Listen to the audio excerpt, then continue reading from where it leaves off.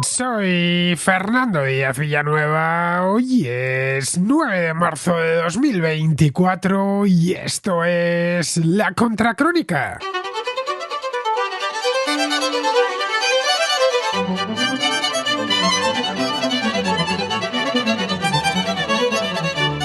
Bienvenidos a la contraportada, la primera contraportada del mes de marzo, por cierto, y esperemos que no sea la última, aunque no lo sé porque tengo este mes muy liado.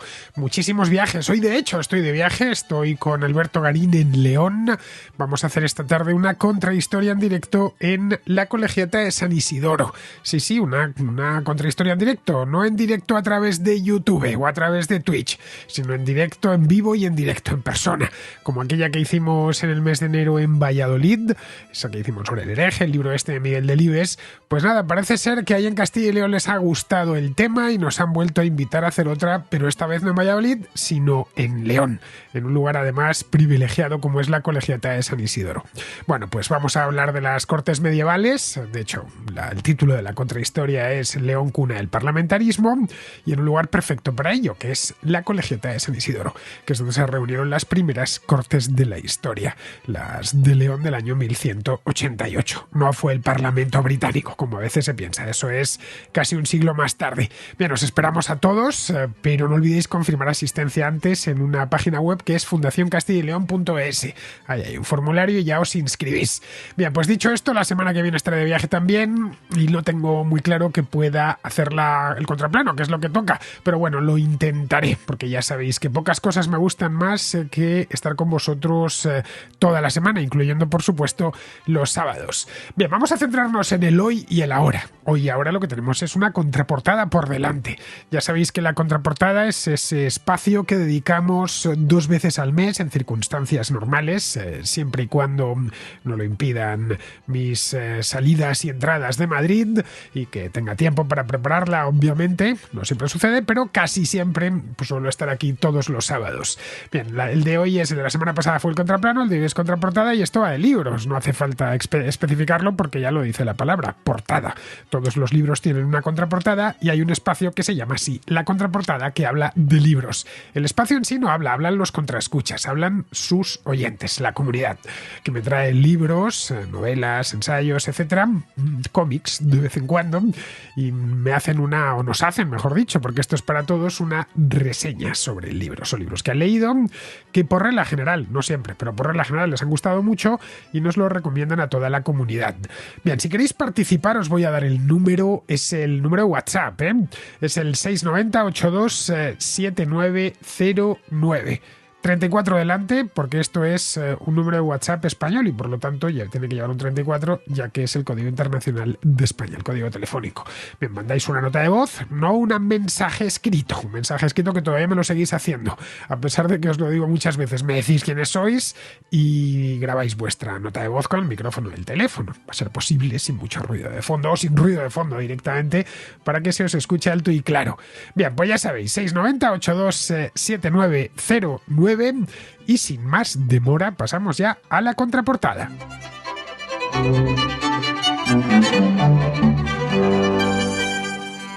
Empezamos con Luis, que es un contraescucha que está en Comillas, una preciosa localidad costera en Cantabria, y que nos trae Luis, pues todo un clásico. Y por aquí pasan de vez en cuando clásicos, pero clásicos no tan clásicos como este que nos trae Luis. Digo clásico con todas las letras mayúsculas, no solo con la C, sino con la C, la L, la A, la S, la I, la C y la O. Todas son clásicas, todas son mayúsculas en este clásico, porque lo que nos trae Luis es la Ilíada de Homero. Buenos días, Fernando. Vengo a hablar de el libro. Ya que estamos en época de celebración de libros, pues este es el libro. Y es la Ilíada de Homero. Para quien tenga curiosidad, el que tengo yo en la mano ahora mismo es de una colección de Gredos, la editorial. Se llama Biblioteca Clásica la colección y ponéis Ilíada Homero. Yo le compré en la casa de libros, supongo que le sigan teniendo. También en esta colección de Biblioteca Clásica tiene la Odisea, que es necesaria comprarla porque van de la mano. En esta edición, que está bastante bien, no tiene, digamos, dibujos en la portada, simplemente el escritor, el título, la colección y la editorial. Es tapa dura, son 650 páginas, si no recuerdo mal, aproximadamente. 150 de ellas son información de Homero, del contexto en el que se compuso un poco la historia, lo poco que sabemos de ello, y en el que se transmitió la historia oralmente. Mucha bibliografía también, muchísima información de cómo se construyen los cantos, que la historia se divide en cantos, 24 creo, sí, 24, y después cómo es la forma de los versos, que son, creo que eran como más de 10.000 versos en total, en 24 cantos, pues son unos cuantos por canto, y tres mapas del mar Egeo completamente, de Grecia, uno más cercano, digamos, y de, de la costa más occidental de Anatolia, Turquía, que es donde está Troya. La historia. No creo que tenga que hablar de qué va la historia. Todos sabemos cómo es la guerra de Troya, qué pasó, quién participó y lo que le pasó. Pero sí voy a dar mi opinión, obviamente, porque es a lo que venimos aquí. Eh, en esta edición de Gredos, dentro de la historia te referencian a veces, o te dan información, creo que es a modo de epígrafe, creo que se dice, ¿no? Detrás de la palabra tienes como un numerito pequeño y abajo en el pie de página pues te dicen a lo que referencia el número, ya sea pues una descripción de un objeto o de una acción o información de, por ejemplo, no sabemos dónde está este río del que habla, no sabemos dónde está este pueblo del que habla. Eh, a veces también te hacen unos spoilers de la Virgen. ¿Por qué? Porque te dicen, te están hablando de un personaje, o habla un personaje y te dice, este personaje muere en tal canto, en el verso no sé cuántos, y siempre, no me hagas spoiler. Pero bueno, la historia, vamos, un poco de la película vamos a hablar. La película empieza en el romance entre eh, Paris y Helena, ¿no? La historia no. La Ilíada empieza cuando Agamenón toma a Briseida de la tienda de Aquiles y termina en el funeral de Héctor. Está muy bien, son 400 páginas del libro, pero, o sea, si os gusta, está muy bien.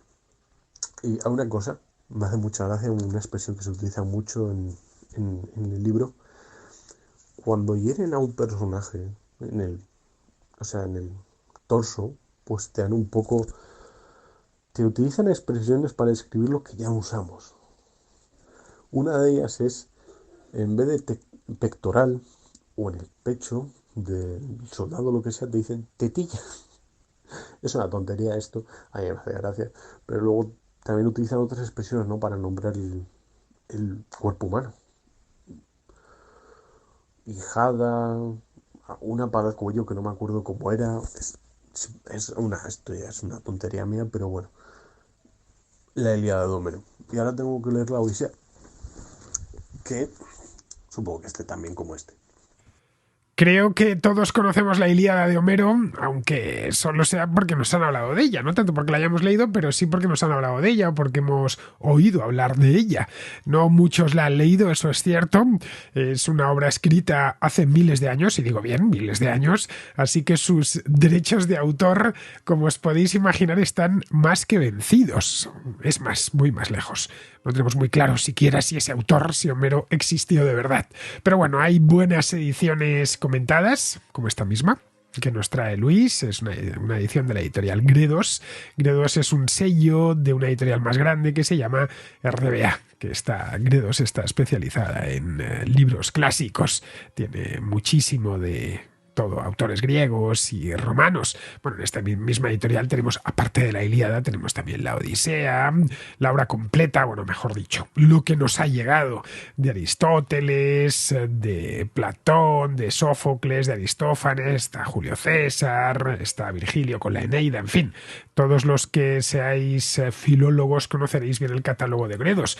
Yo la verdad es que lo conozco porque ya existía cuando era un estudiante. Eso sí, no hacían portadas tan bonitas como las que estoy viendo ahora que tienen. Eran libros más aburridos desde fuera. Lo que no han cambiado es el logotipo. Pero vamos, estoy viendo aquí su catálogo y es fabuloso. Tengo aquí Fedro de Platón, Edipo Rey de Sófocles, Lisístrata de Aristófanes, en fin, hay de todo, el manual de Epícteto, el canto lesbio de Safo, las vidas paralelas de Plutarco, la guerra de Yugurta de Salustio, bueno, la comedia de la olla de Plauto, literatura antigua, y cuando digo antigua, de la era antigua, de la época antigua, vamos, de la época greco-romana. Respecto a la Ilíada, bueno, en fin, no hace falta que diga nada este libro, porque como he dicho al principio, todos lo conocéis. Es una obra fundamental de la literatura universal. Tan fundamental que te hablan de ella desde tu más tierna infancia. Yo no recuerdo la primera vez que oí hablar de la Ilíada, pero seguramente tendría, no sé, 8 o 9 años. Así, aunque fuera solo por encima, la Ilíada y la Odisea. Porque nos cuenta además un episodio fundamental para la historia de Occidente, que aparte de que seguimos conociendo perfectamente, me refiero a la guerra de Troya, es que en ciertas épocas de la historia este episodio, un episodio imaginado, evidentemente, aunque la guerra de Troya sí que existió, al menos una guerra ahí en Troya, pero no necesariamente como lo cuenta Homero. Pero vamos, que es un episodio que se va repitiendo a lo largo y que tuvo muchísimo impacto en el mundo antiguo, en la Edad Media, en todo hasta el presente, es decir, hasta las películas que todavía se hacen hoy. Bien, el nombre del libro es ese mismo, es Troya. En griego antiguo Troya se decía Troya, pero también Ilión, de ahí lo de Iliada. Pero bueno, nuestra lengua ha pasado desde el latín, solo uno de los topónimos, ha pasado el topónimo de Troya. No sé, si llevase por título Troyada o Troyada, pues todos entenderíamos perfectamente desde el principio que es lo que nos vamos a encontrar. Si pone Ilíada, pues al principio no sabes muy bien de qué irá, de qué va esta cosa de Ilíada. Bueno, hasta que sabes que Troya es Ilión. Bien, no es una obra en prosa, nos ha hecho una presentación muy buena Luis, es un poema de carácter épico, compuesto por 24 cantos. A ver, me he apuntado aquí uno para leeroslo. Al final ya os lo voy a leer porque ya que pasa un clásico por aquí, pues habrá que rendirle un homenaje. Bien, esto es lo que nos cuenta en la Ilíada, es lo que sucedió, unos hechos acontecidos o supuestamente acontecidos, en el último año de la Guerra de Troya. La Guerra de Troya duró 10 años, según nos ha llegado. Pues en el 10º año. La historia es bien conocida, aunque solo sea por las películas estoy hablando. La guerra de Troya estalló porque un príncipe troyano llamado París raptó a Helena, que era una reina, la esposa del rey Melenao de Esparta. Melenao tuvo que recurrir muy disgustado a su hermano Agamenón porque le habían picado a la mujer y normal, pues recurrió a su hermano, que era rey de Micenas, para que Micenas, la de las calles anchas, que dice el propio texto de la Ilíada. Bueno, para que le ayude, le eche una mano y recupere a su esposa. Agamenón acepta y convoca a todos los griegos, una liga griega, para sitiar Troya, recuperar a Helena y de paso vengar la afrenta. Bueno, pues en esas están cuando Agamenón toma como botín de guerra a una mujer llamada Briseida, que es la esclava personal de Aquiles. Aquiles es un héroe. Él es un héroe de la antigua Grecia. No es que sea un héroe por hechos heroicos, que también, sino un héroe en el sentido estricto del término. Bueno, le tiene mucho cariño a Aquiles, a Briseida, y se enfurece con Agamenón. Se retira de la batalla, abandona a los griegos y ruega a su madre, que es una diosa, la diosa Tetis, que haga lo posible por convencer a Zeus para que eche una mano a los troyanos. Al principio, Aquiles había ayudado a los griegos. Bien, pues los troyanos, a cuyo frente se encuentra Héctor, que es el hijo del rey de Troya. El rey de Troya se llama Príamo. Todos estos nombres os suenan, seguro, aunque no hayáis leído la Ilíada. Se invierten y van ganando la guerra los griegos, y empiezan a ganarlo los danaos, que dicen el Timeo Danaos et dona frentes. El tema de los griegos, aunque incluso cuando traen regalos, aunque esto no aparece en la Ilíada, lo del caballo de Troya no está en la Ilíada. Esto hay una referencia en otra obra de Homero que se llama la Odisea. Bueno, pues comienzan a ganar terreno poco a poco. Total, que otro tipo, un tipo llamado Patroclo, que es un amigo íntimo de Aquiles, se pone la armadura de Aquiles y carga contra los troyanos para animar a los griegos a que le sigan, carga con sus mirmidones. Bueno, Héctor, con la ayuda de Apolo, porque en la Ilíada están los dioses, bueno, igual que en la Odisea están los dioses interviniendo continuamente en las cosas de los hombres, pues carga contra ellos, se enfrenta a Héctor, Apolo mata a Patroclo creyendo que es Aquiles, se queda tan satisfecho, y bueno, Aquiles evidentemente se agarra a un enfado de mil demonios, está destrozado por la muerte de Patroclo y decide vengarse. Así que Aquiles y Héctor se enfrentan en un duelo a muerte. Un duelo a muerte que seguramente recordaréis de alguna película. Aquiles mata a Héctor y arrastra su cuerpo detrás de su carro, delante de las murallas de Troya. No sé si habéis estado en Troya, yo sí he estado allí y la verdad, es imposible cuando estás por delante de las murallas, bueno, de una de las Troyas, porque hay varias, paseando por delante de lo que fueron unas de las murallas de más, algunas de ellas están en perfecto estado. No sé si es Troya 6 o Troya 7, está en perfecto estado. Y no, es imposible no imaginarte a Héctor arrastrando con su carro el cadáver de Patroclo. En fin, estas cosas que suceden cuando una historia la conoces desde niño, pero la existencia de la ciudad de Troya y vas allí cuando ya eres mayor, pues te asaltas esos recuerdos infantiles. Bueno, la cosa es que le humilla de esta manera. Príamo lo que hace es que suplica, por favor, a Aquiles que le devuelva el cuerpo de su hijo y que bueno, es una deshonra, claro, que le arrastre, no ya la humillación, sino más deshonrar el cadáver. Aquiles acepta y celebra un funeral para Héctor. Bueno, Aquiles luego termina muriendo a manos de París por un flechazo en el talón, que es su punto débil. Era un héroe casi inmortal, pero el talón era el punto por donde se le podía matar. Bueno, esa es la razón por la cual a esa parte del cuerpo la seguimos llamando talón de Aquiles. Y cuando decimos, tendón de Aquiles, y cuando decimos este es su talón de Aquiles, o el talón de Aquiles de alguien o de algo, es su punto débil. Para que veáis que esta historia de la Ilíada ha llegado hasta el modo en el que hablamos actualmente. No sé ni cuántas veces he dicho a lo largo de mi vida tendón de Aquiles o talón de Aquiles, pero seguramente son millones. Bien, la historia está de Aquiles, luego se desarrolló posteriormente, la desarrolló Esquilo, en una obra llamada Aquileida. Al parecer también escribió otra sobre los mirmidones, que eran los guerreros que acompañaban a Aquiles, pero esa de los mirmidones lamentablemente se ha perdido. Muchísimo saber antiguo, muchas obras antiguas no se copiaron, pero se perdieron durante la Edad Media y no han llegado hasta nosotros, más allá de algunas referencias. Bueno, pues esta es la historia que narra Homero, así muy resumida, que narra Homero en estilo poético, naturalmente, en la Ilíada. No se sabe a ciencia cierta cuándo fue escrita. Bueno, de hecho no se sabe a ciencia cierta ni siquiera quién la escribió. Se cree que aquello se puso negro sobre blanco en el siglo VIII a.C. Hay especialistas que hablan del siglo VII, otros del siglo VI, realmente no se sabe, no se conserva evidentemente ninguna copia tan antigua. Y que, bueno, que antes de eso también creen que no era más que un relato oral que se contaba por Grecia sobre una guerra que había tenido lugar siglos antes y que los griegos del siglo VIII, del siglo VII, tenían presente y que se había convertido ya en prácticamente una leyenda. Y alguien, no se sabe quién, decidió dejarlo por escrito. Y así fue como nació la Ilíada que conocemos, que se convirtió en una de las grandes historias de la antigüedad, porque a los romanos también les gustaba mucho. Y la cultura helenística está impregnada de historias troyanas, o de referencias troyanas, por lo menos. Luego ya los romanos la tradujeron al latín y convirtieron a los personajes de la Ilíada, estos pues Aquiles, Héctor, Príamo, París, etcétera, Agamenón, en personajes propios o en héroes propios.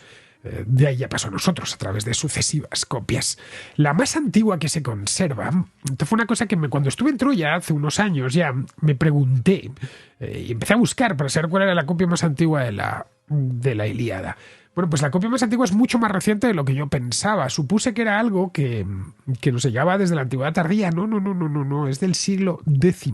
Es un manuscrito bizantino del siglo X después de Cristo. copista bizantino, pues tomó otra versión, ya sabéis, tanto el papiro se estropea rápido, pero es que el papel tampoco aguanta mucho, lo mismo sucede con el pergamino, por eso es necesario, o ha sido necesario, ir copiando cada cierto tiempo. Un papel cuánto puede aguantar, conservado bien, no en un pantano, conservado bien en un lugar seco, pues 100, 200 años como mucho, conservado bien, que sin muchas humedades.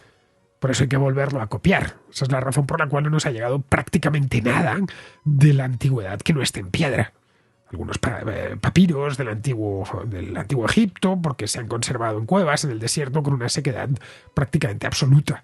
Y poco más. Del resto, la antigüedad la leemos en piedra porque es lo único que nos ha llegado.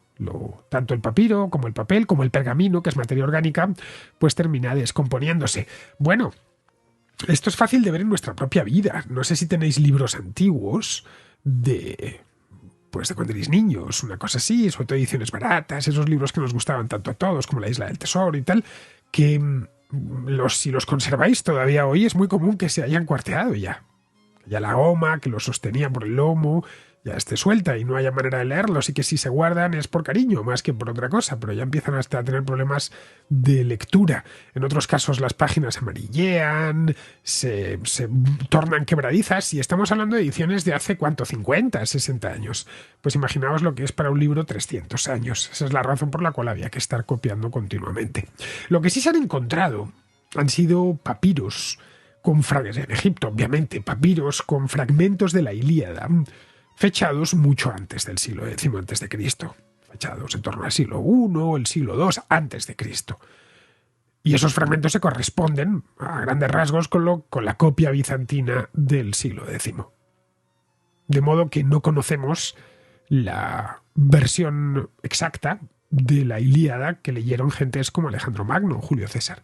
De hecho, seguramente ambos les leyeron versiones diferentes, de Julio César a Alejandro Magno, y 3 siglos de diferencia, que es que a veces la historia se nos apelotona, pero pasa mucho tiempo. La distancia que va de Julio César a Alejandro Magno es la misma que va de, qué sé yo, Carlos III a Felipe VI, para que nos hagamos una idea, en el Reino de España. Es decir, estamos hablando de mucho tiempo entre personajes que aparentemente, y por la visión desde lejos, parece que convivieron, o casi. Bueno, de hecho, Alejandro Magno era un gran aficionado a este tipo de obras. Él tenía auténtica veneración por Aquiles. Se cuenta que visitó personalmente la tumba de Aquiles, porque estaba enamorado de esa figura. Aquiles, el de los pies ligeros, un héroe de auténtica leyenda. Lo mismo sucedió pues con prácticamente todos los generales de la antigua Roma. Se sentían muy inspirados por estos personajes de la Ilíada. Pero vamos, que tanto la de Alejandro Magno, la versión que leyese Alejandro Magno, Julio César o Trajano, cualquier gran emperador del Imperio Romano, debía ser muy parecida a la del siglo X. Las copias antiguas no nos han llegado, pero sí nos han llegado frescos y esculturas, hay mucha estatuaria que ilustran momentos de este libro. Por lo tanto, quizá no sea palabra por palabra, pero la historia ha llegado más o menos intacta hasta nosotros. Bien, como os decía, la Ilíada está disponible de forma gratuita en un montón de sitios. Si buscáis en Google, encontraréis el texto completo en PDF, con sus 24 cantos, por supuesto, en castellano, un montón de sitios. No tendréis más que buscar Ilíada, Homero, PDF y automáticamente os aparecerán un montón de coincidencias. Así que os voy a leer un fragmento que me he preparado aquí, un fragmento del canto 22. En este punto es cuando Aquiles mata a Héctor. Este es uno de los momentos más importantes de todo el libro, momentos climáticos que se dice ahora del libro. Bien, vamos con ello. Yo creo que la verdad merece la pena, sinceramente, y para los que no hayáis leído nunca la Ilíada, pues os ayudará, o igual lo mismo os invita a leerla por primera vez. No está escrito en griego, evidentemente, pues a no ser que uno lo domine muy bien, no lo puede leer, pero que si lo lees en castellano tampoco es una cosa... Yo conozco textos en español del siglo XVII, más difíciles de leer que este de la Ilíada. Pero en fin, vamos con ello. Dice: dicho esto, desenvainó la aguda espada grande y fuerte que llevaba en el costado, y encogiéndose, se arrojó como el águila de alto vuelo se lanza a la llanura, atravesando las pardas nubes, para arrebatar la tierna corderilla o la tímida liebre. De igual manera arremetió Héctor, blandiendo la aguda espada. Aquiles embistióle, a su vez con el corazón rebosante de feroz cólera. Defendía su pecho con el magnífico escudo labrado y movía el luciente casco de 4 abolladuras, haciendo ondear las bellas y abundantes crines de oro que Hefesto había colocado en la cimera. Como el véspero, que es el lucero más hermoso de cuantos hay en el cielo, se presenta rodeado de estrellas en la oscuridad de la noche. De tal modo brillaba la pica de larga punta que en su diestra blandía Aquiles, mientras pensaba en causar daño al divino Héctor y miraba cuál parte del hermoso cuerpo del héroe ofrecería menos resistencia. Este lo tenía protegido por la excelente armadura de bronce que quitó a Patroclo después de matarlo, y solo quedaba al descubierto el lugar en el que las clavículas separan el cuello de los hombros. La garganta, que es el sitio por donde más pronto sale el alma. Por allí el divino Aquiles envásole la pica a Héctor, que ya lo atacaba, y la punta, atravesando el delicado cuello, asomó por la nuca. Pero no le cortó el garguero con la pica del fresno, que el bronce hacía poderosa, para que pudiera hablar algo y responderle. Héctor cayó en el polvo, y el divino Aquiles se jactó del triunfo, diciendo: «Héctor, cuando despojabas el cadáver de Patroclo, sin duda te creíste salvado y no me temiste a mí porque me hallaba ausente. Necio. Quedaba yo como vengador mucho más fuerte que él en las cóncavas naves y te he quebrado las rodillas. A ti los perros y las aves te despedazarán ignominiosamente, y a Patroclo los aqueos le harán honras fúnebres». Con lánguida voz respondióle Héctor, el del tremolante casco: «Te lo ruego por tu alma, por tus rodillas y por tus padres. No permitas que los perros me despedacen y devoren junto a las naves aqueas. Acepta el bronce y el oro que en abundancia te darán mi padre y mi venerada madre, y entrega a los míos el cadáver para que lo lleven a mi casa, y los troyanos y sus esposas lo entreguen al fuego». En fin, ya no sigo, pero podría continuar. Como veis, está muy interesante y no es difícil de leer, ni muchísimo menos. Bien, si lo queréis en papel, el libro de Gredos está muy bien editado, este que nos recomienda Luis, con su comentario. El comentario en este concretamente es de Carlos García Gual. De Carlos García Gual, que según nos pone aquí, pues es un tipo, un especialista, un filólogo griego y especialista en la Ilíada. Se entiende que le ha hecho una introducción pues muy generosa. Bien, por 13 euros será vuestro en tapa blanda. También lo tenéis, por cierto, que estoy viendo, en Kindle. Sí, por 5,69. Vamos, que si lo queréis leer en el Kindle lo tenéis también, aunque eso sí, versión digital, un PDF, pues ese os sale gratis a poco que busquéis. Os dejo los enlaces abajo. Seguimos con Lucrecia, una mexicana que está en Arkansas y que nos trae la novela que recibió el Premio Planeta hace un par de años. Y quiero dejarte este audio para recomendarte el libro Lejos de Luisiana, de la autora española Luz Gabás, Premio Planeta 2022. A mí me dejó un sabor de boca súper, podría decir dulce amargo, porque habla precisamente de la época en la que incluso España era, la zona en la que yo vivo, que es Arkansas, el estado en el que yo vivo fue colonia española durante 40 años. Y entonces este libro pues narra un poco esa época y cómo todos los cambios políticos y territoriales se dieron y estas disputas se dieron entre Francia, España e Inglaterra, y bueno, finalmente la historia ya se sabe, pero bueno, es una novela romántica hasta cierto punto, pero toca puntos muy interesantes de la historia de los Estados Unidos y de cómo se conformó este país. Y bueno, al final, como todos los herederos de este país, somos todos los americanos que somos como básicamente un crisol de culturas, de genética, y cómo todos hemos conformado una gran historia también, si se quiere decir de esta manera, aunque el país en realidad tenga una historia corta a nivel, si lo queremos comparar obviamente con Europa. Mi familia es originaria de España. Incluso mi esposo es originario, también su familia, de Portugal. Mi hija ya fue nacida aquí en los Estados Unidos, y todos tenemos pues esta mezcla súper multicultural.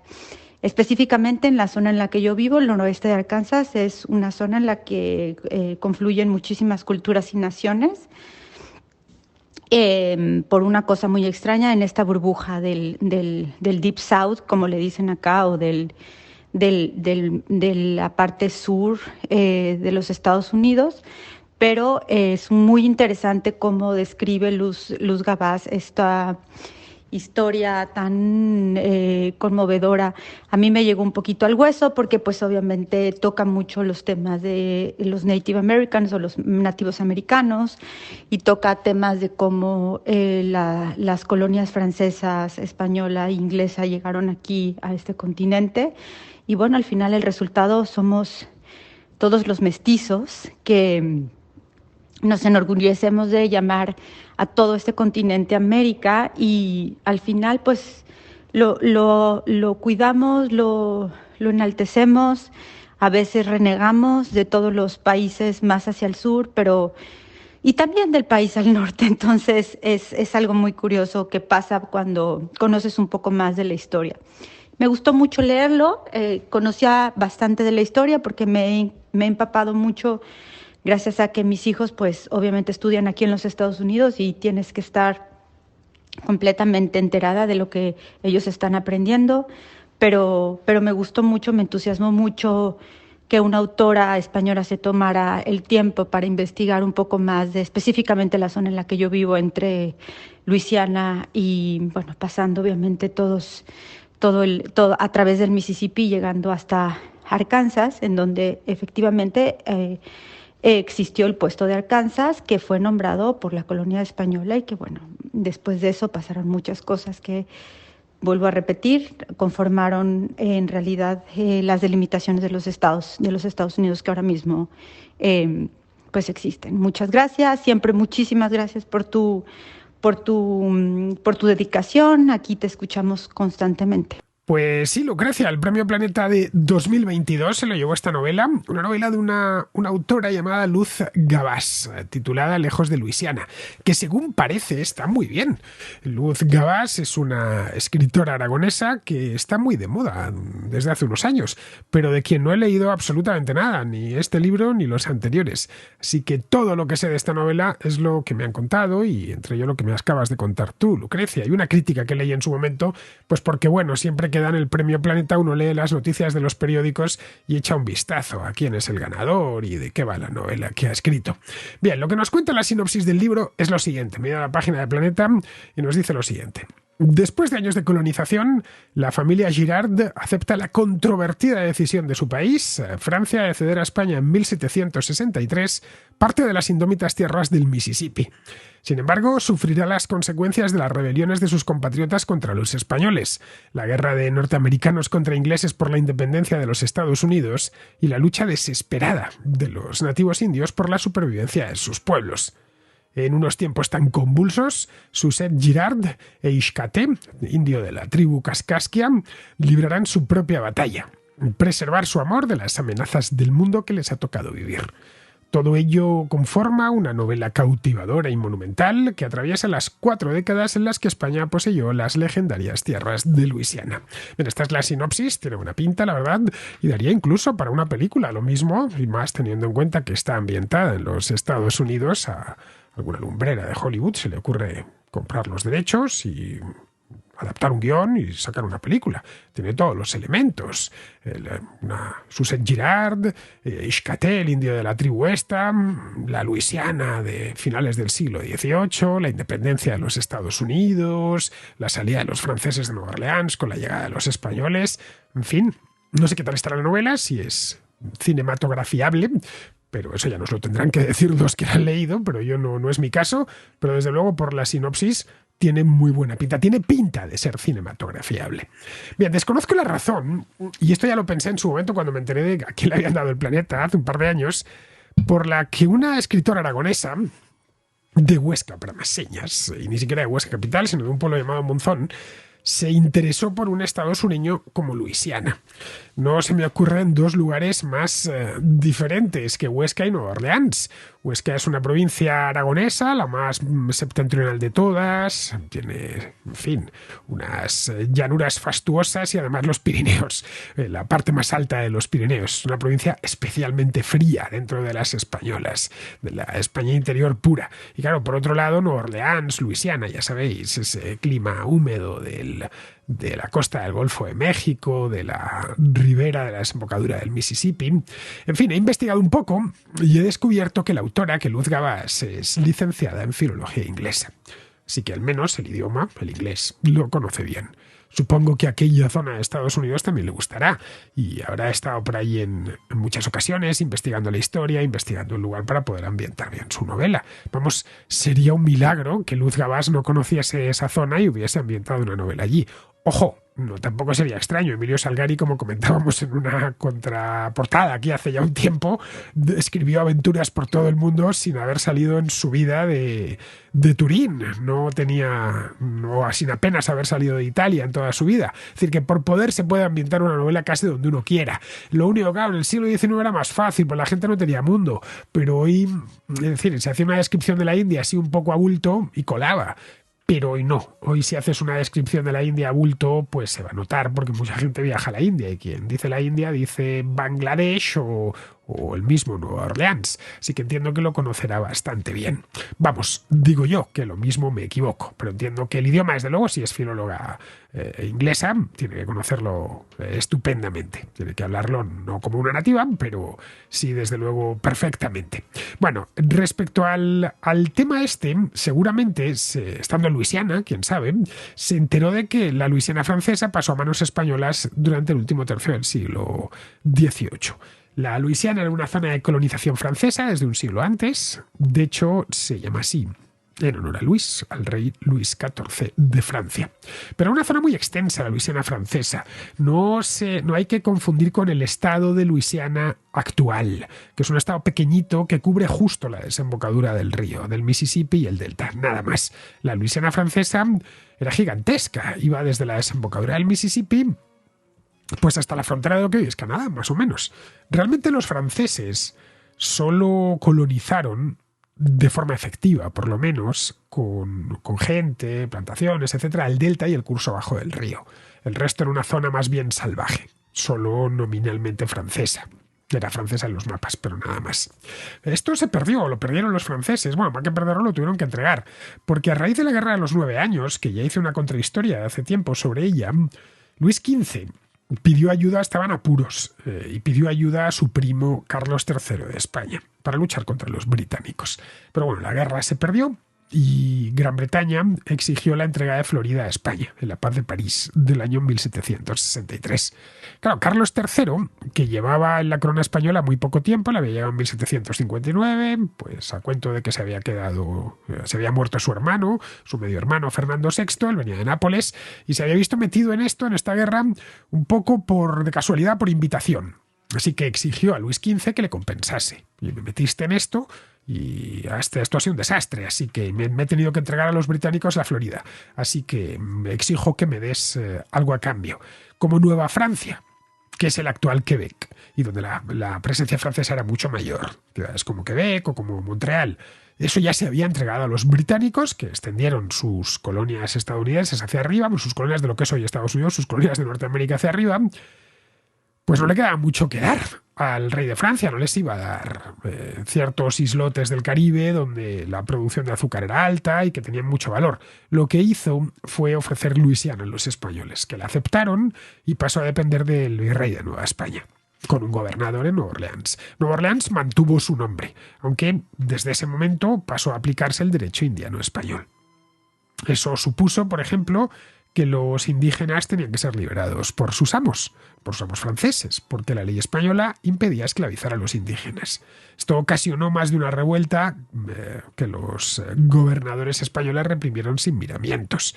Ocasionó también que a Nueva Orleans empezasen a llegar muchísimos más africanos de los que habían llegado ya. Ya había bastantes. Los franceses llenaron todas esas plantaciones de africanos. De hecho, tuvieron que hacer un código el Code Noir, el código negro, que prohibía, entre otras cosas, los matrimonios mixtos, etc.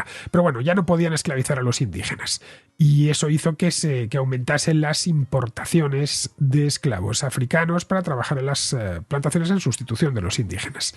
Pues hoy algo así como 2/3 de la población de Nueva Orleans creo que son negros. Y descendientes, muchos de ellos, de los esclavos que llegaron en el tramo final del siglo XVIII. Otros descendientes de esos africanos que se escapaban de las plantaciones francesas y que se perdían por el bayou y se convertían en cimarrones, que es como les dieron en llamar. Mira, al rey de España le interesaba toda aquella zona, porque con Luisiana el virrey controlaba desde Ciudad de México todo el Golfo, desde Florida hasta el Yucatán. España recuperó Florida después de la independencia de Estados Unidos, 20 años más tarde. Por lo tanto, ya en la última parte del siglo, todo el Golfo de México estaba controlado por el rey de España. O sea, el valor que le dieron los españoles y no tanto internarse río arriba. El Mississippi es un río muy caudaloso. Es con diferencia el principal río de América del Norte. Tiene una corriente muy fuerte, por lo que remontarlo llevaba mucho tiempo. Descenderlo no había problema, no había más que dejarse llevar por la corriente, pero para remontarlo era una faena. Se tardaban meses en llegar, por ejemplo, a la confluencia con el río Ohio. Así que los españoles no hicieron demasiados esfuerzos por colonizar el interior, cosa que tampoco habían hecho los franceses, era demasiado costoso. Allí se mantuvieron, en la zona sur, la parte del curso bajo del río, se mantuvieron los colonos franceses con sus plantaciones. Nueva Orleans, entre tanto, pues la ciudad creció y lo que hoy se conoce como barrio francés, el French Quarter de Nueva Orleans, es realmente un Spanish Quarter, es un barrio español, ya que fue construido en su práctica totalidad en esta época. Fue construido en esa época, creo que en torno a 1780-90, porque hubo un incendio devastador. La ciudad estaba hecha de madera y se quemó toda. Bueno, pues el gobernador español obligó, mediante una ordenanza, a que se reedificase la ciudad con ladrillo que resistiese al fuego. El ladrillo resiste al fuego, desde luego muchísimo más que la madera. Pero bueno, en ese barrio al final, si vamos hoy, lo que nos encontramos son y que te llevan los guías turísticos y te dicen, no, esto es el barrio francés, la calle Borbón, el no sé qué. Bueno, pues los edificios se hicieron en la época española y son todos de ladrillo y en fin, tienen esas barandas, esos balcones corridos, las galleries que llaman allí, con barandas metálicas, todo eso es de la época española. Pero se le sigue llamando barrio francés y tampoco está mal que así sea porque el barrio en sí mismo se estableció durante el periodo francés. Bueno, el libro de Luz Gabás lo tenéis más que disponible. Es un premio Planeta, y un premio Planeta muy reciente, de hace solo 2 años. Así que lo tenéis en todas las versiones posibles, sin excepción. Está en tapadura, en blanda, de bolsillo, Kindle, audiolibro, y no viene un tío de Planeta a contároslo a casa de puro milagro. En fin, os dejo el enlace.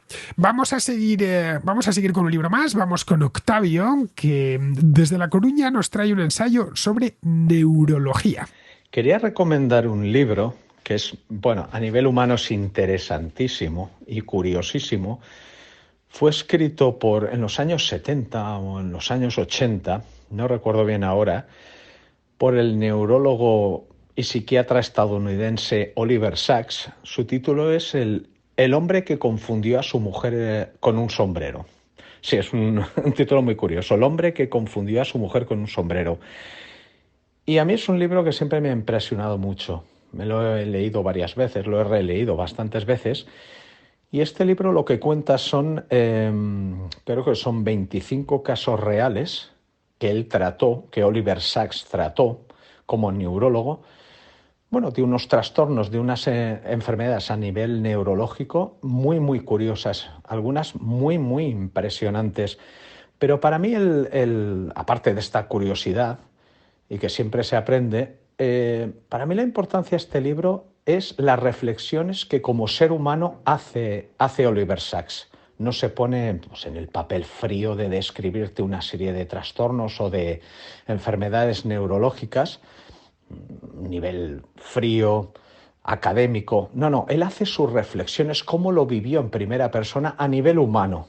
Incluso muchas veces pues expresa su impotencia ante estas situaciones, pero sobre todo sus reflexiones, pero sobre todo no a nivel médico, sino a nivel humano, viviendo con esa persona, conviviendo con esta persona que sufre este trastorno, esta patología.